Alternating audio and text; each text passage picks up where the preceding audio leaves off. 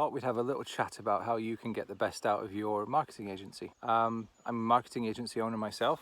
I own WSI Paid Search, founded it 7 years ago, and I've learned a lot over those 7 years as a business owner, and of course 7 or 8 years before that as an employee of an agency owner. One of the most crucial determining factors as to whether your advertising campaigns with an agency are a success is your relationship. That relationship is of course based on many things. I thought I would think through sort of from start to finish, so to speak, how to ensure that you build the best relationship with your agency to set you up for the best chance of success. Because just like having a happy team equals great business results, having a happy agency working for you is more likely to yield great results. So if we go right to the beginning of the typical process, the first would be how you engage agencies. Some businesses will go on Google, search for an agency, find that agency, call them and go. Typically smaller businesses will have that process, or they will have a recommendation from a networking group. However,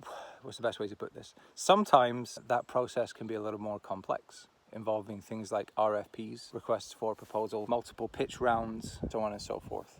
I don't know a single agency owner on the planet who enjoys going through an RFP, through multiple pitches. They do it because they want to win business and they want to win good clients. But I can tell you that right at the beginning of your relationship, that is a demerit on your scorecard, so to speak, from the agency to you. And I understand the need for businesses to do due diligence at any level, but especially at the multi-million or multi-million dollar range of things when there's even more on the line, and therefore you think it's perhaps prudent to go through a 60-question questionnaire of each agency, and you got 10 agencies going through this, and 3 rounds of presentations and case studies and all that stuff.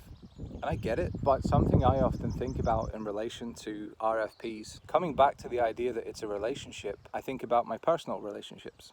And the best personal relationships I have in my life didn't go through any kind of interview process or RFP or pitch. They came through genuinely wanting to get to know that person, through looking at who they really are, what makes them tick, what motivates them, and fostering a relationship. That is fundamentally impossible with rounds of interviews and presentations and questionnaires, because, well, for one thing, it's one-sided, right? It's all you asking all the questions and the provider or agency providing all their best answers and putting on their best Sunday suit and putting on a performance for you.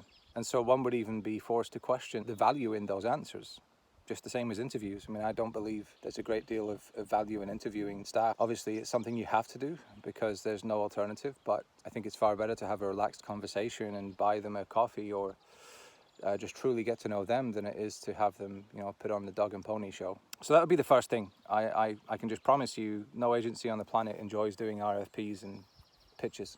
There are other ways to do your due diligence, and I think just a case of respect as well, that these agencies put a lot of time and effort into their preparations for these things. And when you have like 10 going through it, especially in person, you got to consider all the time that's being sort of lost on their side as well. The last RFP/pitch I did was perhaps 2 years ago now in New Jersey, and after that I swore I would never do one again, because I just felt like my time had been wasted and that our resources were not respected, and furthermore that the basis of that business's decision were not valid as for why we did not win that contract. And ever since then I've just decided it's not for us. So anyway, that's part one. Part two would be pricing and haggling. So let's say you've gone through your selection process, however you wish to do it. I just encourage you to make it expeditious. When it comes to pricing, I strongly encourage you not to challenge the agency on their price. If you have decided to go to 2, 3, 4 different agencies and they all come back with different pricing models and pricing amounts and approaches to your work, that's fine. You're perfectly entitled to do that, and you can pick whichever one suits you best. But let's say you like agency 2 more than you like agency 1, but you like agency 1's pricing. It's not fair that you expect agency 2 to bend and change their pricing so that you can have the best of both worlds. Typically in this industry, you get what you pay for. And if someone has come in at such a pricing model or amount, it's absolutely up to you to evaluate if that's worth it, but it's not fair for you to ask them to reduce their price just because somebody else did. This isn't price match on refrigerators in, Home Depot or something like that. This is people's livelihoods. This is securing income for staff and for development and for growth. And, beyond that sort of philosophical reasoning, I suppose. There's always just the element of, if you've been haggled before the work has even begun on your price, do you feel entirely motivated to provide your best services as an agency? I don't know. I have never been in that conundrum because we never bend on our pricing. But for those who do, I would imagine that they must lose some degree of motivation or goodwill out of the gate. And then all of a sudden, bearing in mind your relationship's the most important thing, you're now on the back foot and trying to repair that damage before the work has even begun. So that's the second thing. So the first two things is no RFPs. Second thing, no haggling on price. Third thing would be, you've got to see the relationship as a partnership. If you see it as purely a vendor type relationship where it's just transactional, give me X, I'll pay you Y, that isn't likely to work long term. Because one thing I absolutely guarantee you is, at some point you will ask more of your agency than is fair or reasonable. Something will come up, there'll be an issue or an opportunity, and you'll need them to go above and beyond for you. You'll want them to feel like they're valued and respected, and vice versa. To be fair, pretty much every agency on the planet at some point gets overloaded or has staff leave or makes a human error, right? Even with all the machines that we use these days to assist our work, there's still human error. And so when either one of you strains the relationship in either of those scenarios, the most important thing is that you have a true bond, that you're in it together, that you understand each other as human, and that mistakes will happen.